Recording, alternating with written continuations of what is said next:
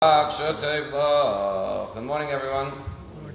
It's a story told about a king who once asked an artist to paint a portrait of him. And there was one problem. The king had a scar on his forehead. And so the artist didn't know what to do. He said, if I paint an accurate painting, it's not going to look beautiful because the king has a scar on his forehead. If I take out the scar in the portrait, then it won't be an accurate portrait. So he had this dilemma what to do. And finally he painted the portrait and presented it to the king.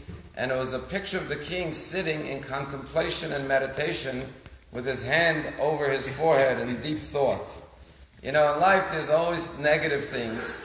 And the question is, how do we drive away the negative thoughts that we have, and negative feelings, negative impulses that we have? It's a constant battle.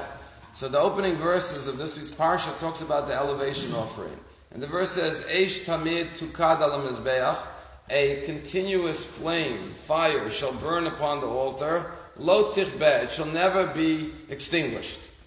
So the question that the commentaries ask is that the verse seems to be repetitive. It says, Eish tamid, which means permanent, continuous flame shall burn upon the altar.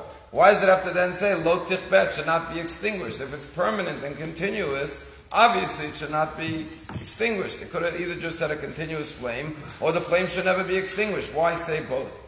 So the Baal Shem Tov gives a beautiful interpretation.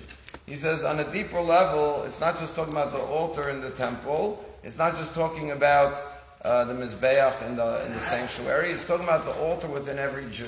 Every Jew has an inner altar, which is their heart. And just like on the altar there were offerings, from the heart we have to give offerings of goodness, of love, of sacrifice, of righteousness to Hashem.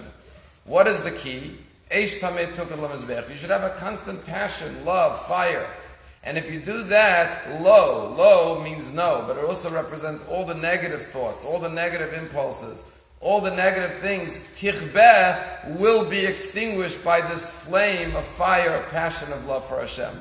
Person who's consumed with positive actions, positive thoughts, positive deeds, a fire, a passion, a love for Hashem, then automatically the fire consumes, the positive flame of love for Hashem consumes and destroys all the negativity in their life and drives away, like light drives away darkness, it drives away negative thoughts. We see so much violence and terror in the world. In New Zealand on Friday, in Israel today. Unfortunately, people who have nothing positive in their life, they have this emptiness, they have this void, and they have to fill it with something. So they are incited, as Itamar said, by their leaders sometimes, by other hate groups, to fill that void of emptiness, a feel of lack of no importance in life. They fill it with some negative impulses and drives to make themselves feel like they have a purpose in life. But if you have a positive purpose in life and a meaning to your life, then automatically it drives away all the negativity.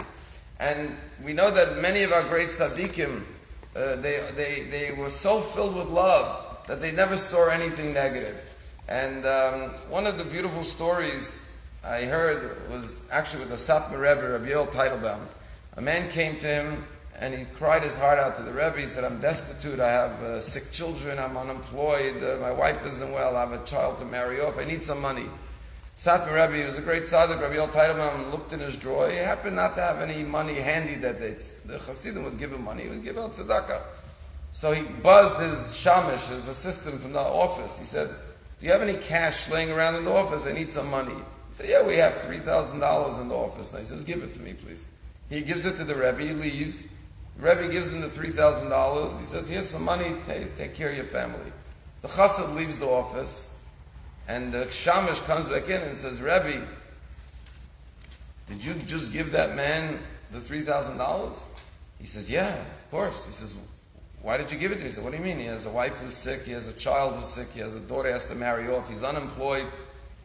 And the shamish says, I'm sorry to tell you this, Rebbe, but this guy is a liar and a fraud, and he just told you a baba maisa and scammed you of $3,000. He's not unemployed, he has plenty of money, he doesn't have a sick wife, everything's good by him. And the Rebbe's response was, Baruch Hashem, I'm so relieved, I'm so happy to hear that he doesn't have all these sorrows that he said, Baruch Hashem, everything is good. To be able to focus on the positive and not even notice the negative, not even be concerned with the negative, for this you have to have a love for your fellow Jew, a love for your fellow man. And this is the message of the Torah. If you feel negative impulses, don't deal with the negative thoughts and feelings. Just add goodness. Add the fire, the flame of Torah and mitzvahs to your life. Add more good deeds. And when the more good you do, there'll be no time and there'll be no room for negativity in your life, because your life will be totally consumed with positivity.